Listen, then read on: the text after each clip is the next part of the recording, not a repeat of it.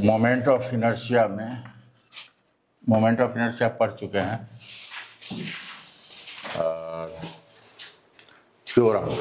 उसके इसमें moment of inertia में एक टर्म आता है radius of gyration. Radius of gyration, इस रेडियस ऑफ गायरेशन इसको डिनोट करते हैं के।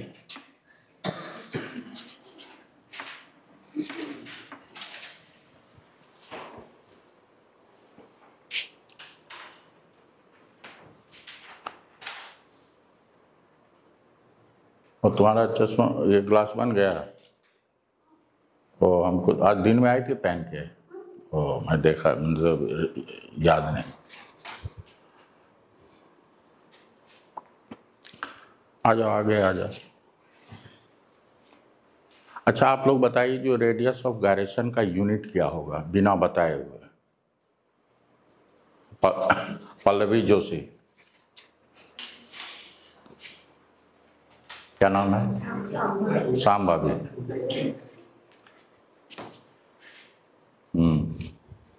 क्या यूनिट होगा बताओ?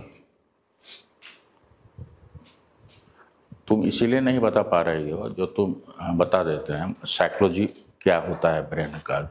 हमने तो रेडियस ऑफ गायरेशन पढ़ा नहीं, तो हमको यूनिट कहाँ से पता हो?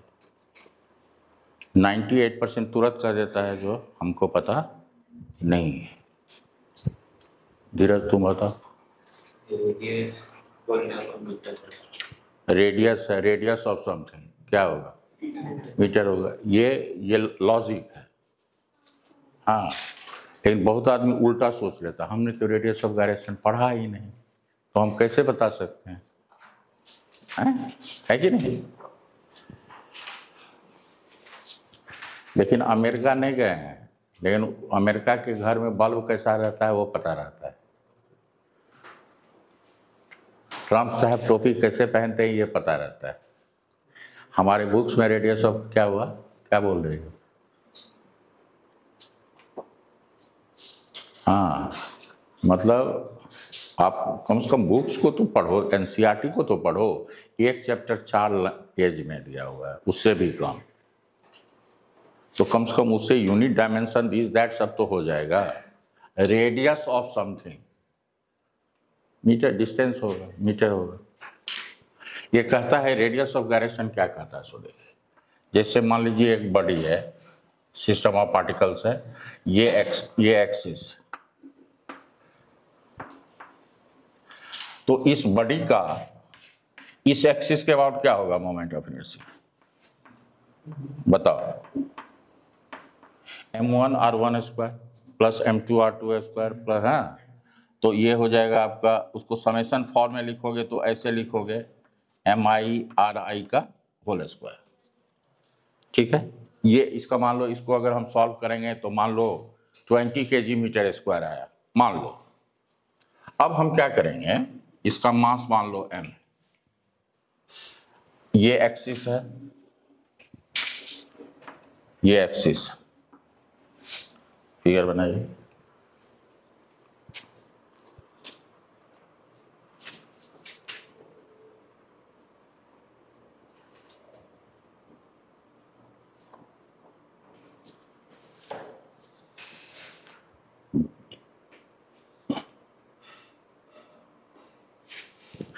अब देखो, इस बॉडी का मास कितना है?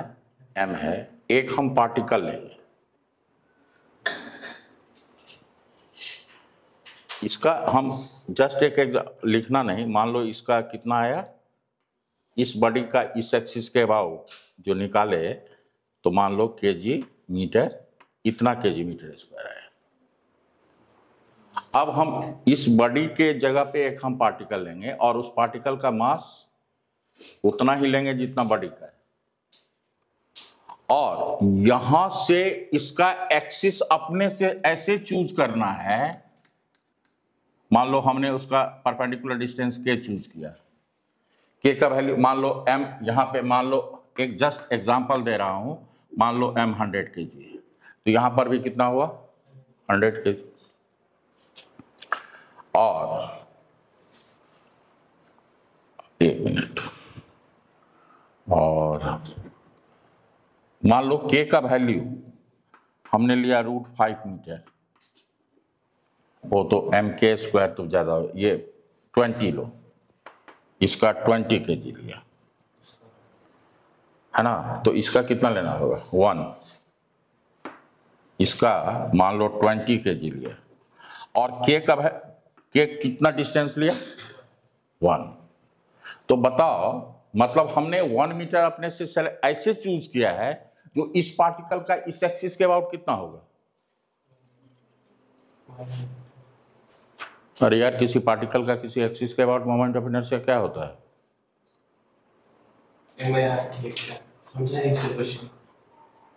किसी पार्टिकल का ये m है और ये डिस्टेंस r है, तो कितना होगा मोमेंट ऑफ इनर्शिया mr²। तो यहाँ पे m ये डिस्टेंस क्या है, तो कितना होगा, अगर हम एज्यूम करते हैं m है 20 और k है 1, तो कितना होगा 20।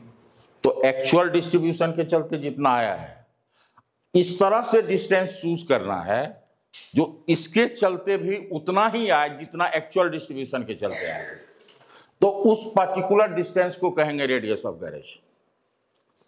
समझ में आई बात? आप लोगों को समझ में आई? इस बॉडी का इस एक्सिस के अबाउट x आया मोमेंट ऑफ इनर्शिया x।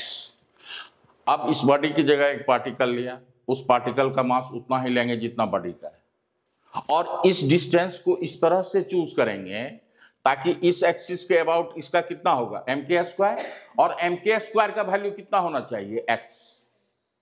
अगर यहां पे x आया है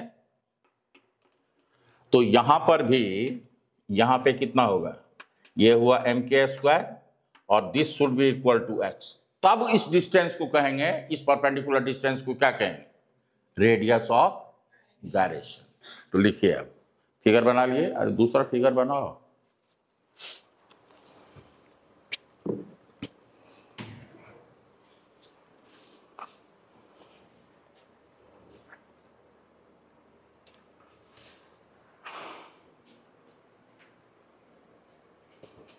लिखेंगे radius of gyration,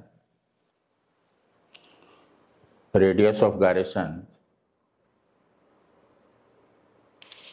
radius of gyration bracket में k of a body, radius of gyration k of a body about an axis, about an axis is the effective distance, is the effective distance from the axis, is the effective distance from the axis where whole mass of the body, where whole mass of the body can be assumed to be concentrated,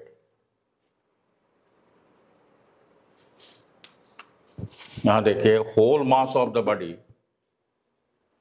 whole mass of the body can be assumed to be concentrated so that moment of inertia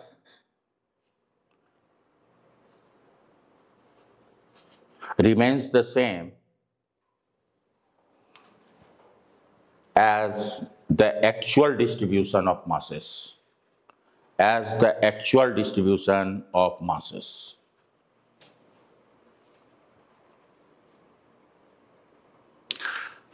ठीक है, तो इस equation और ये एक equation, ये दोनों तो इक्वल है कि नहीं है? तो इसको हम क्या लिख सकते हैं, mk² को, इसको एक्सटेंडेड फॉर्म में लिखें तो ये होगा m1 r1 का स्क्वायर, m2 r2 का स्क्वायर, ये हो गया mn rn का होल स्क्वायर। तो k इक्वल टू कितना हो जाएगा, अगर मान लो let m1 equal to m2 equal to m3 equal to mn, और ये टोटल मास कितना हो जाएगा, तो m इंटू n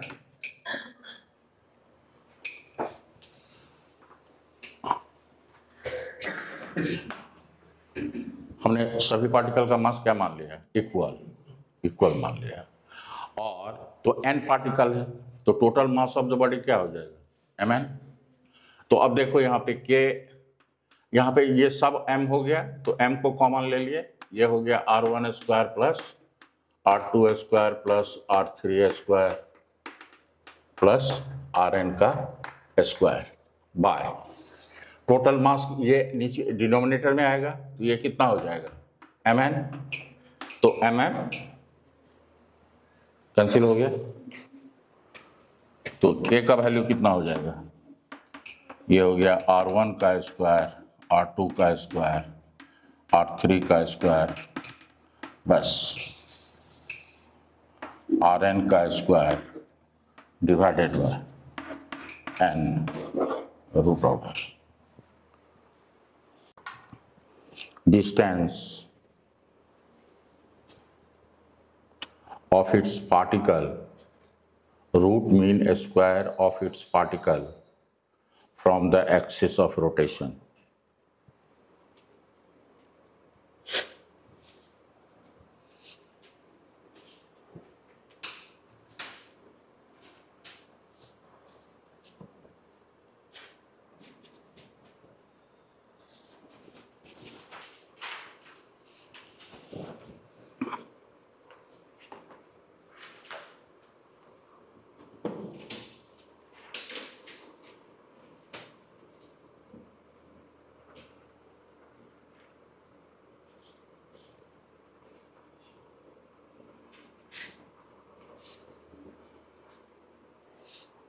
लिखेंगे उसको, radius of gyration depends upon, radius of gyration depends upon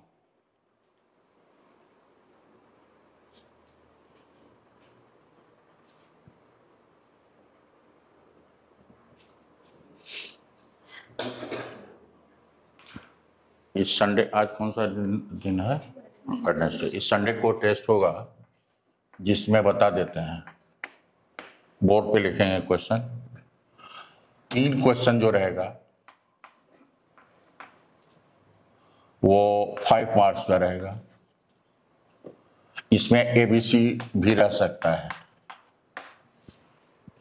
समझ में आए? दूसरा 3 क्वेश्चन जो रहेगा आपका 2 मार्क्स का रहेगा, ठीक है? तो ये हो गया 15 मार्क्स और ये हो गया 6 मार्क्स, 21 और 5 मार्क्स जो रहेगा 1 मार्क्स का रहेगा। इतने मार्क्स का रहेगा एग्जाम, 26 होगा ना। लिख लीजिए आप लोग क्या पैटर्न रहेगा, देख लीजिए।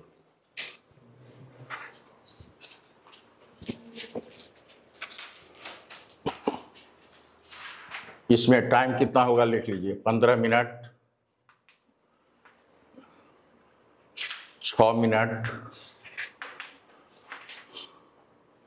10 मिनट रखो इसको, और ये भी 10 मिनट।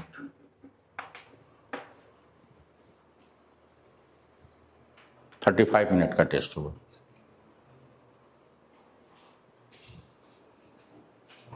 लिख लीजिए पैटर्न, अब मैं भी राइट डाउन कर लेता हूँ। हाँ, पोर्शन बता रहे हैं, चिंता मत कीजिए ना। पोर्शन वही होगा ना जो आप पढ़े हैं। हाँ, नहीं, ये थ्योरी, इसमें एबीसी दिया है ना, इसमें 70% थ्योरी रहेगा, आप ये समझ लीजिए। मैंने 5 मार्क्स और 2 मार्क्स जो है, हाँ, उसमें 70% जो है थ्योरी रहेगा, और ये तो 1 मार्क्स का है। हाँ, एमसीक्यू रहेगा वो।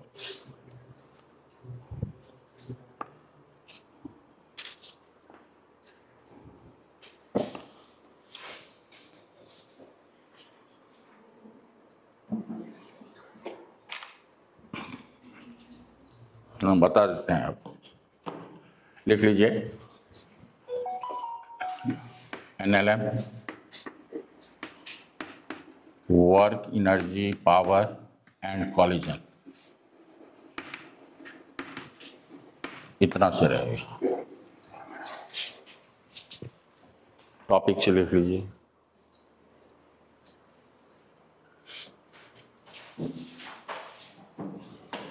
और उसी समय में चेकिंग भी हो जाएगी, ये नहीं जो दूसरे दिन, उसी दिन कर देंगे चेकिंग।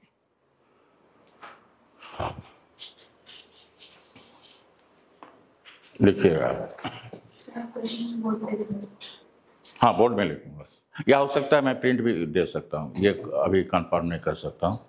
हाँ, मैं प्रोबेबली आपको प्रिंट देंगे। चलिए लिखिएगा। हाँ लिखिएगा, radius of gyration depends upon, first point लिखिएगा, एक्सिस ऑफ रोटेशन, पहला एक्सिस ऑफ रोटेशन, दूसरा distribution of mass in a body,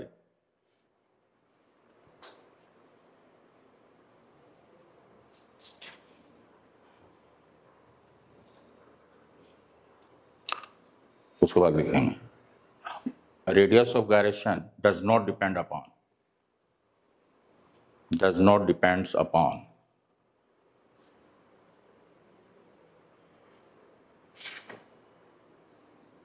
देखिए पहला लिखिए मास ऑफ द बॉडी, मास पे डिपेंड नहीं करता है लेकिन डिस्ट्रीब्यूशन ऑफ मास पे डिपेंड करता है।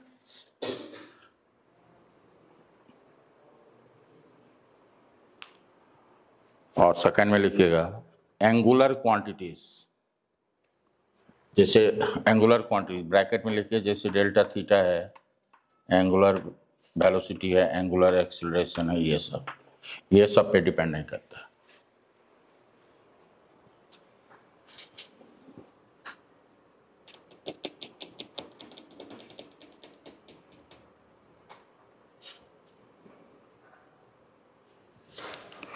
ठीक है, अब एक चीज देखो,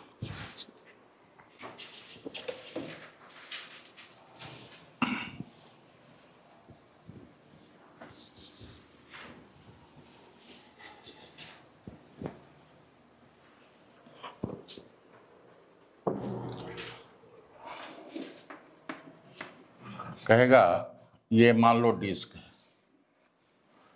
ये डिस्क है, मास इसका m है, radius r,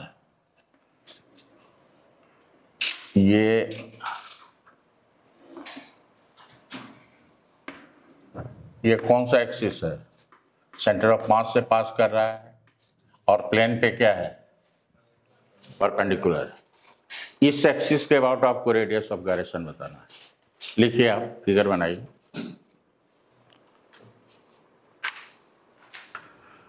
find the radius of gyration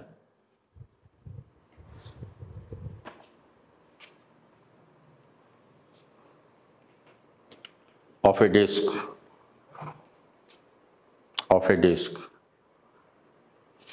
passing through its center of mass and perpendicular to its plane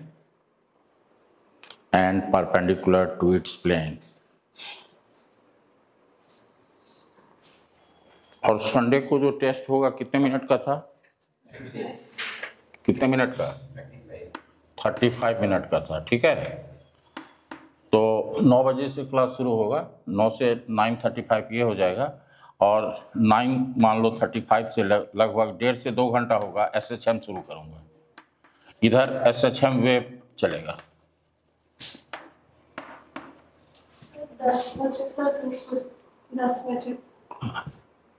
10 बजे, तो आप आइए 10 बजे, कोई दिक्कत नहीं है।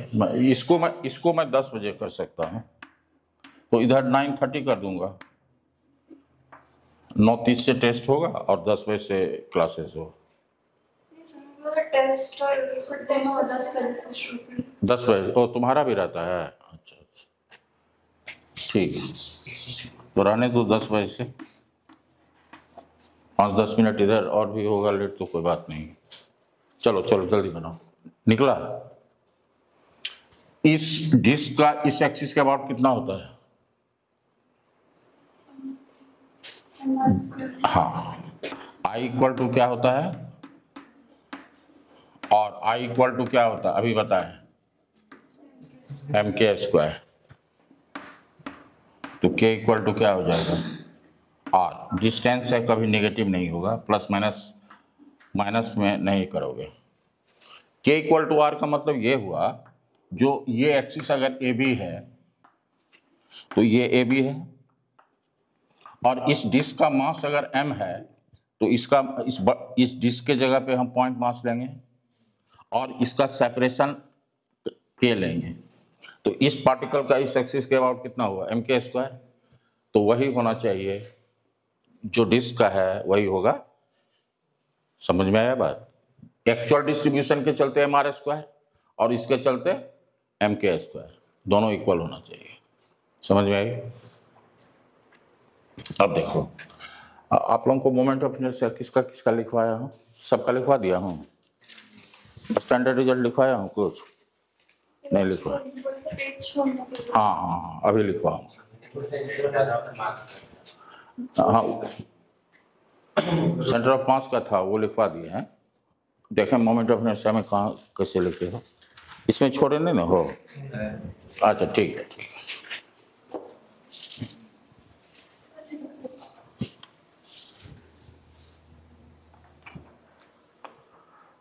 पहले तो रिजल्ट लिख लो, उसके बाद थ्योरम में आएंगे तो डिस्कशन करेंगे। लिख लो सम स्टैंडर्ड, लेकिन अच्छा लिखो, एक मिनट रुको, थ्योरम पहले लिखाने दो, नहीं तो याद करने में दिक्कत होगा। लिखोगे थ्योरम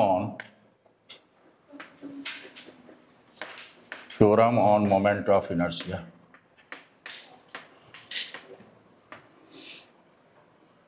पहला है परपेंडिकुलर एक्सिस थ्योरम, वैसे आपके सिलेबस में नहीं है लेकिन जानना जरूरी है इंजीनियरिंग मेडिकल के लिए। अच्छा चलो, परपेंडिकुलर ये जो है ये applicable for two dimensional object. Two dimensional object को प्लेन लेमिना भी कहते हैं।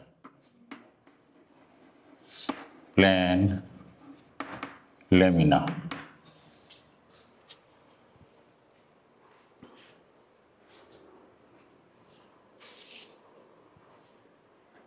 मान लो ये प्लेन लेमिना है,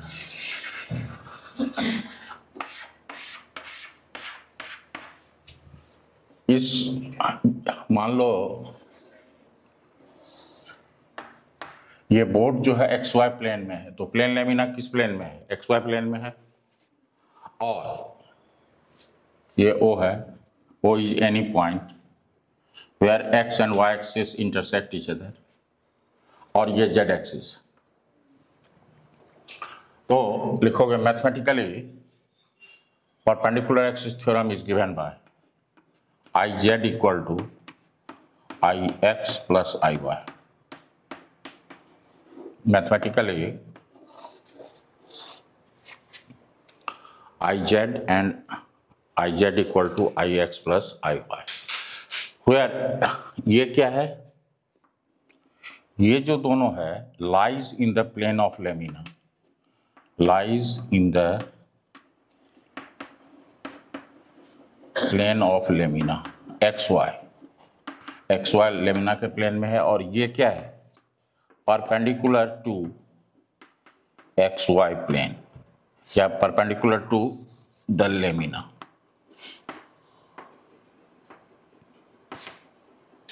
प्लेन लेमिना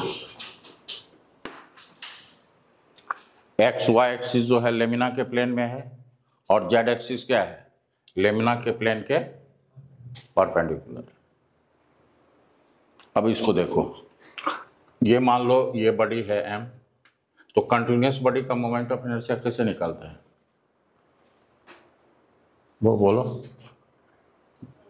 पहले इंटीग्रेशन को अंतिम वाला चीज कर दिया, पहले एलिमेंट लेते हैं, ith पार्टिकल लेते हैं जिसका मास डिफरेंशियल में लेते हैं dm। मान लो ये p है, ये x y है इसका कोऑर्डिनेट, तो यहां से परपेंडिकुलर डाला, यहां से इस पे परपेंडिकुलर डाला, ये x हुआ, ये y हुआ।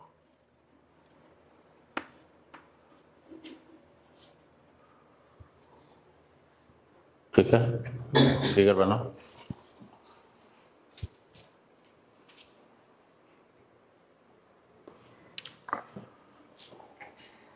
ये बताओ, जो इस पार्टिकल का एक्स एक्सिस के अबाउट, पार्टिकल का जो लिखेंगे dix लिखेंगे, इस पार्टिकल का एक्स एक्सिस के अबाउट कितना होगा मोमेंट ऑफ इनर्शिया? खुशी तुम बोलो।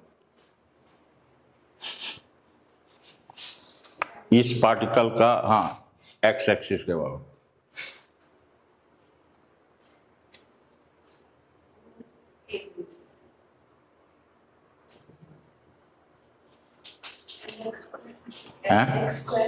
एक्स स्क्वायर, तुम बोलो।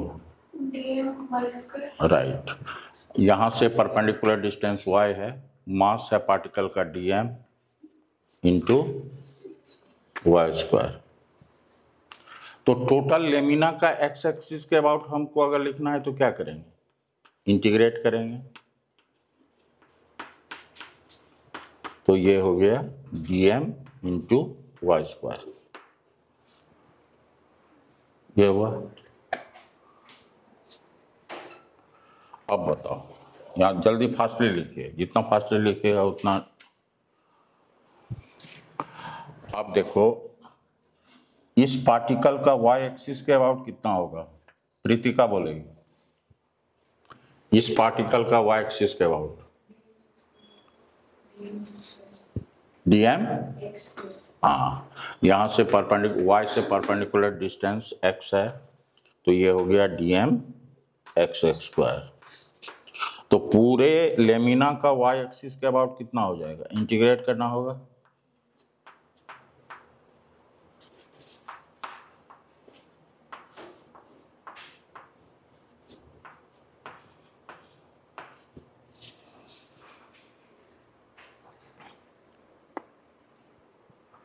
अब आइए,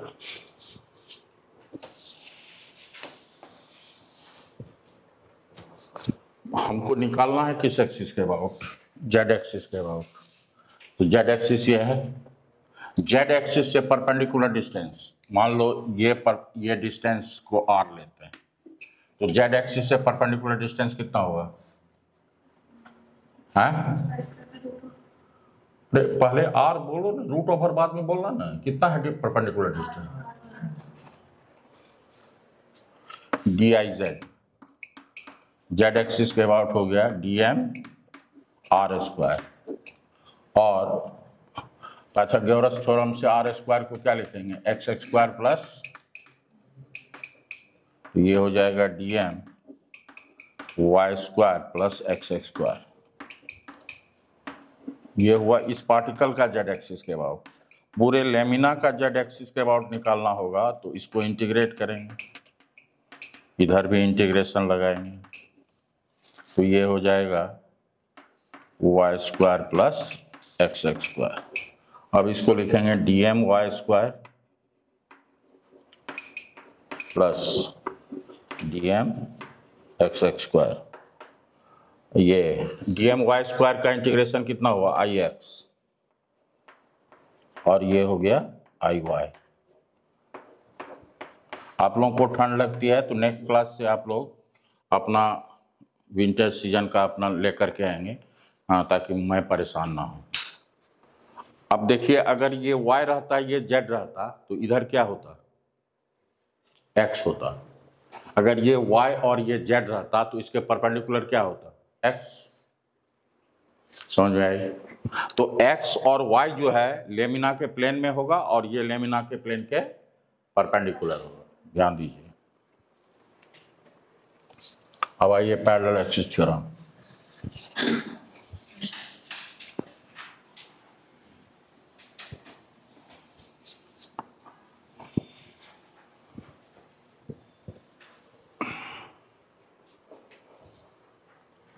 सेकेंड में आइए,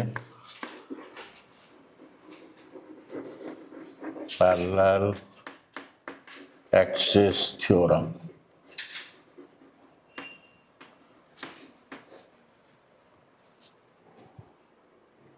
एक काम किया जा सकता है,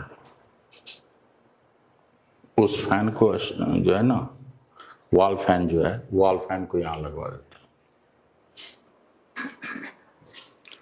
चलो देखो, पैरेलल एक्सिस थ्योरम।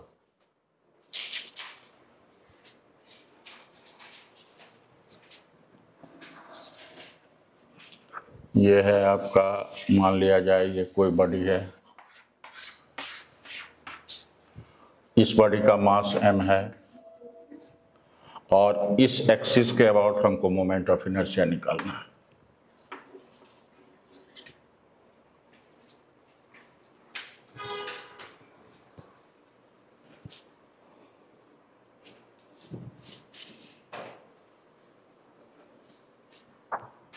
जिसको जिस हिसाब से ठंडा लगता है उसी हिसाब से अपना वस्त्र भी लाएंगे।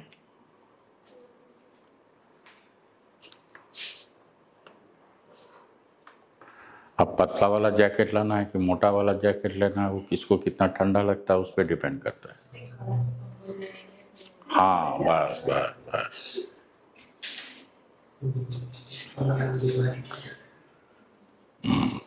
इस सब को हटा करके पीछे कर एक दरी दे देंगे, गुरुकुल चलेगा।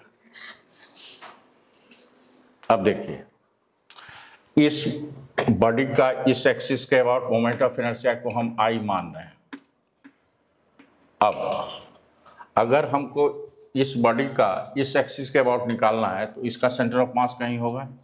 मान लो ये सेंटर ऑफ मास, तो हम एक एक्सिस सेंटर ऑफ मास से पास कराएंगे, लेकिन पास तो कई तरह से हो सकता है, इनफाइनाइट लाइन हो सकता है, लेकिन हम जो एक्सिस हम जो पास कराएंगे वो इसके पैरेलल होना चाहिए।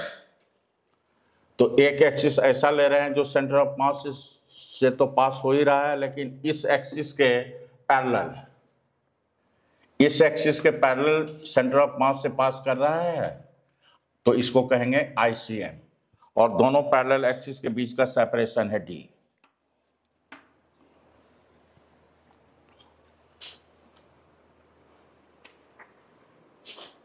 अब देखिए, लिखिएगा mathematically parallel axis theorem can be written as I equal to ICM, मतलब सेंटर ऑफ मास के about moment of inertia plus mass of the body into दोनों पैरेलल एक्सिस के बीच का डिस्टेंस का स्क्वायर। इतना ही जानना है, इसके प्रूफ को जानने की कोई आवश्यकता नहीं है।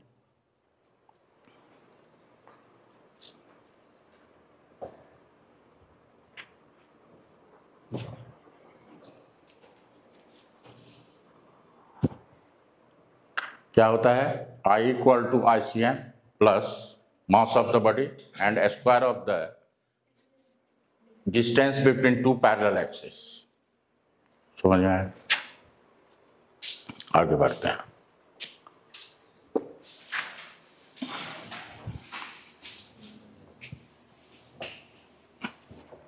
अब देखिए, लिखिएगा moment of inertia of a ring. एक दो हम डिटेल में बताते हैं, उसके बाद रिजल्ट लिखेंगे। Moment of inertia of a ring first में लिखोगे, about an axis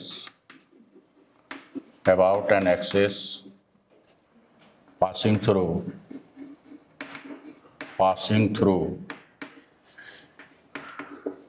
its center and perpendicular to its plane, second, about diameter axis,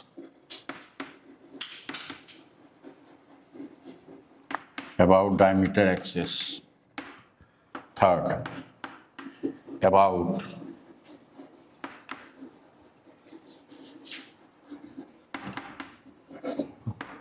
tangential axis,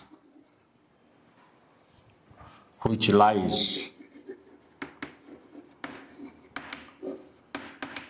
in the plane of a ring और fourth में लिखिए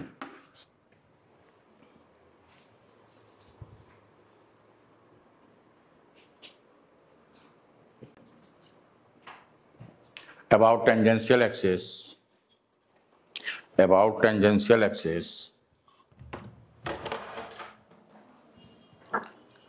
हाँ लिखिएगा fourth में about tangential axis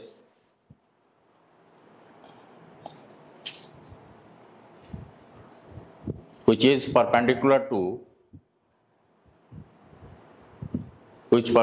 to the plane of a ring.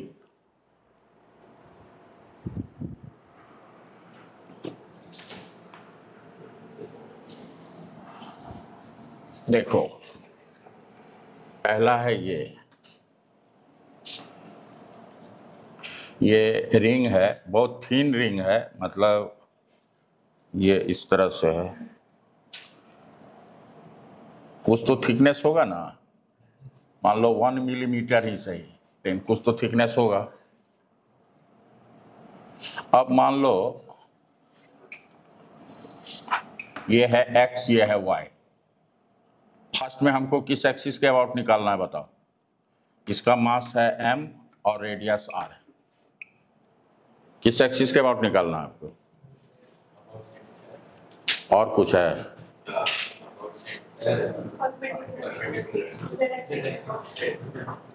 ये ना हुआ, मतलब z एक्सिस के अबाउट ना। अच्छा, अब हम लोग क्या करेंगे? ये कंटिन्यूअस सिस्टम है तो एक एलिमेंट लेंगे। मान लो यहाँ पे एलिमेंट लिया dm, या कहीं पे अगर dm लोगे तो उसका यहाँ ये रेडियस r हुआ, ये भी कितना होगा? कहीं पर भी एलिमेंट लोगे तो परपेंडिकुलर डिस्टेंस कितना होगा? तो r तो कांस्टेंट हो गया, तो लिखो diz equal to dm into r square. तो iz निकालोगे कैसे? इंटीग्रेट करेंगे, तो इसको इंटीग्रेट करोगे dm r स्क्वायर कांस्टेंट है तो r स्क्वायर को बाहर ले लिया, dm का मास क्या हो जाएगा? dm का इंटीग्रेशन कितना होगा?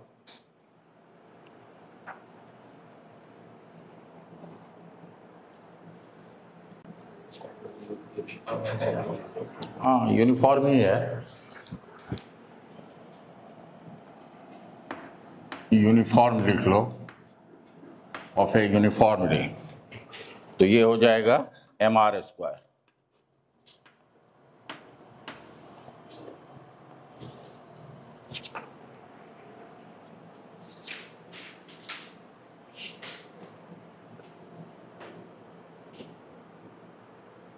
अब आपको ये बी पार्ट जो है इसका देखिए, ये रिंग है, आपको ये इस एक्सिस के अबाउट निकालना है। ये सेंटर है, ये कौन सा हुआ? ये डायमीटर एक्सिस हुआ कि नहीं? ये भी क्या हुआ? y, ये भी डायमीटर एक्सिस हुआ। दोनों का रेडियस सेम है तो दोनों का डायमीटर भी सेम है, तो ये भी हुआ moment of inertia about diameter axis, ये भी हुआ मोमेंट ऑफ इनर्शिया। अब हमको iz तो पता है, तो लिखेंगे यूजिंग परपेंडिकुलर एक्सिस थ्योरम। तो ये दोनों डायमीटर एक्सिस होगा और दोनों का डायमीटर इक्वल है, तो मोमेंट ऑफ इनर्शिया भी सेम होगा। तो यूजिंग परपेंडिकुलर एक्सिस थ्योरम क्या लिखेंगे? iz equal to ix plus i, यहाँ पे दोनों है id, और z एक्सिस के अबाउट कितना है moment of inertia? mr square, तो ये हो जाएगा 2id।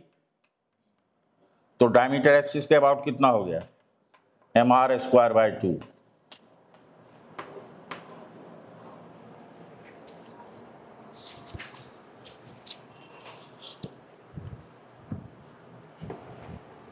ये है थर्ड सी, ये डायमीटर एक्सिस है। ध्यान दीजिए डायमीटर एक्सिस है लेकिन सेंटर ऑफ मास से पास कर रहा है, डायमीटर एक्सिस तभी होगा जब सेंटर से पास करेगा। और तीसरा जो है टेंजेंशियल एक्सिस है, लेकिन और दूसरी बात क्या है, उसी प्लेन में है जिस प्लेन में रिंग है। अगर ये एक्स वाई प्लेन है तो ये भी टेंजेंट एक्स वाई प्लेन में ही। तो ये जो है actually centre of mass axis तो है ही, और ये डायमीटर एक्सिस। हमको ये टेंजेंट एक्सिस है जो कि इसी प्लेन के पैरेलल है। तो कौन सा थ्योरम यूज करेंगे? लिखोगे using parallel axis theorem, using parallel axis theorem. ये होगा ICM प्लस M, और ये हो D इक्वल टू कितना हुआ R, MD स्क्वायर। तो ये हो गया MR square by 2 plus MR square, ये हो गया 3/2 MR स्क्वायर।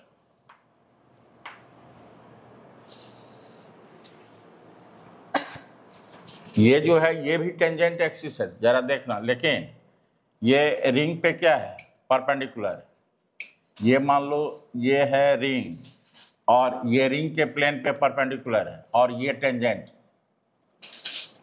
ये इस प्लेन पे परपेंडिकुलर है, ये टेंजेंट भी प्लेन पे परपेंडिकुलर है। ये हो गया, ये टेंजेंशियल एक्सिस है लेकिन प्लेन के परपेंडिकुलर, और ये है ICM, इसके अबाउट कितना होता है, MR स्क्वायर, प्लेन पे परपेंडिकुलर है। डायमीटर जो होता है वो होता है MR स्क्वायर बाई 2।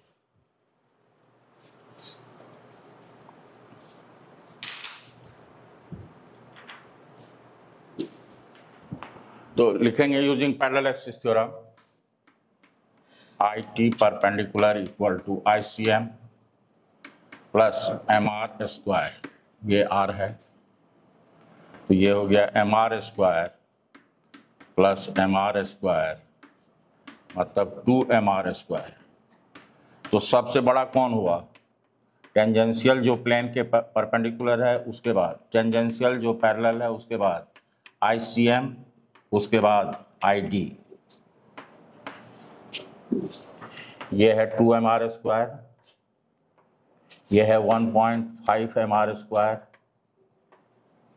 ये है MR स्क्वायर, ये है 0.5 MR स्क्वायर।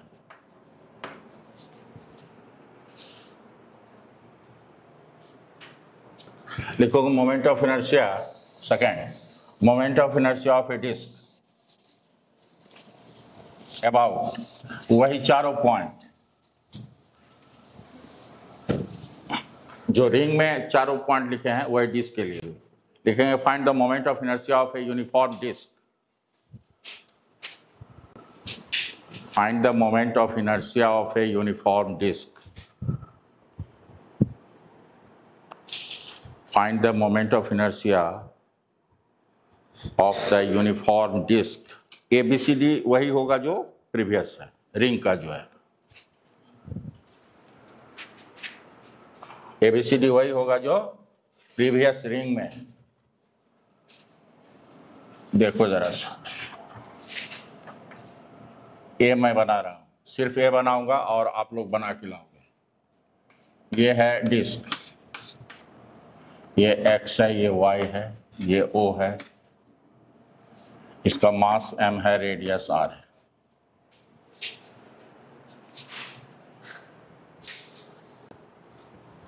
ये 2 डायमेंशनल बॉडी है, तो 2 डायमेंशनल बॉडी के लिए एलिमेंट का जो मास सिग्मा लिखते हैं ना, ये होता है dm/da, याद है? तो एलिमेंट्री मास जो लिखोगे वो होगा सिग्मा इंटू da। यहां इसका यूनिफॉर्म है तो सिग्मा क्या होगा, मास पर यूनिट एरिया। सिग्मा का वैल्यू हम अल्टीमेटली क्या लिखेंगे, मास पर यूनिट एरिया। अब देखो ये जो डिस्क है ये किस तरह से मिलके बना है, बहुत सारे, ये डिस्क को हम कैसे फॉर्म कर सकते हैं, बहुत सारे कंसंट्रिक रिंग से, बहुत सारे कंसंट्रिक रिंग से एक डिस्क का फॉर्मेशन किया जा सकता है। किया जा सकता है कि नहीं? एक रिंग पे दूसरा रिंग टाइट कर देंगे, दूसरे पे तीसरा, तो करते करते क्या हो जाएगा, डिस्क बन जाएगा। तो उसी तरह का एक हम डिस्क ले रहे हैं। देखिए आप, इसका रेडियस तो कैपिटल आर है और इस डिस्क का थिकनेस मान लो 2 डायमेंशनल है तो थिकनेस तो होगा ही। हाँ, तो ये है इसका कॉन्सेंट्रिक रिंग है, ये है आपका रिंग, एलिमेंट्री रिंग।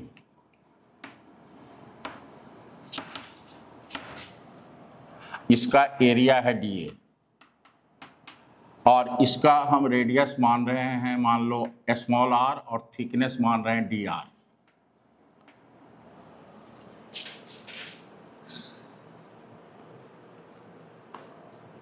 और इस रिंग का मास कितना मान रहे हैं, dm।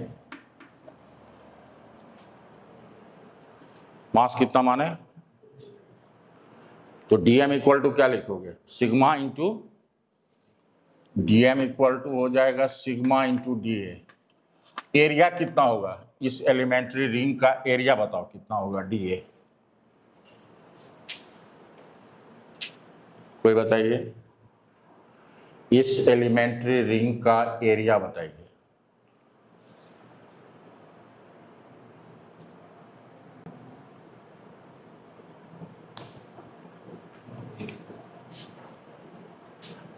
कृतांश, एरिया क्या होगा इसका,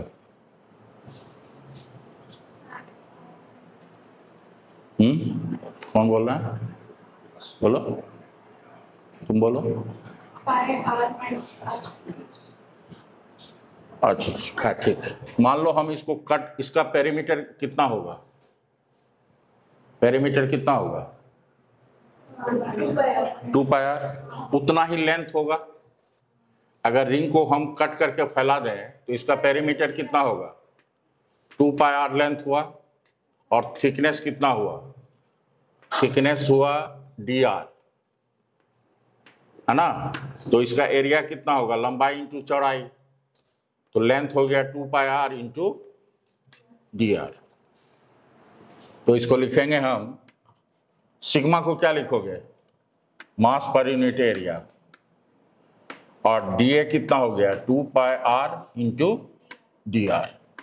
तो पाई पाई कैंसल, तो 2m बाय आर स्क्वायर को बाहर ले लो, ये कांस्टेंट है, ये हो गया r dr, ये हो गया dm।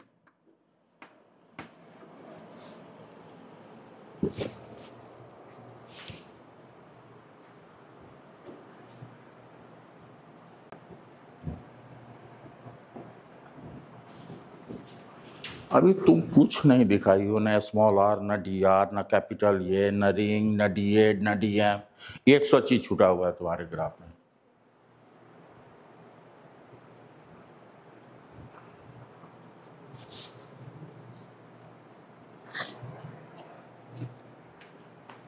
तुम लिख ले,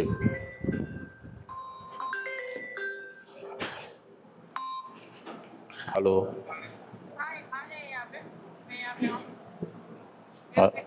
अच्छा आ रहा है।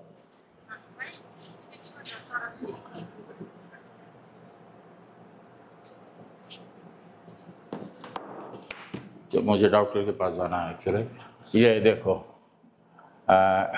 ये रिंग का मोमेंट ऑफ इनर्शिया कितना होगा जेड एक्सिस के अबाउट, रिंग का होता है mr स्क्वायर, तो रिंग का मास है m dm, और रेडियस रिंग का कितना है r स्क्वायर, तो dm हो गया 2m r स्क्वायर, और r dr into r square, तो ये हो जाएगा r क्यू dr। तो टोटल अगर निकालना चाहते हो iz, तो क्या करेंगे, diz का इंटीग्रेशन, तो इसका इंटीग्रेशन 0 से r, ये हो जाएगा 2m बाय आर स्क्वायर, ये हो जाएगा r4/4, तो 2 से कैंसल और 2 से, तो ये हो जाएगा mr स्क्वायर बाय 2। डिस्क का, रिंग का होता है mr स्क्वायर, इसका होता है mr स्क्वायर बाय 2।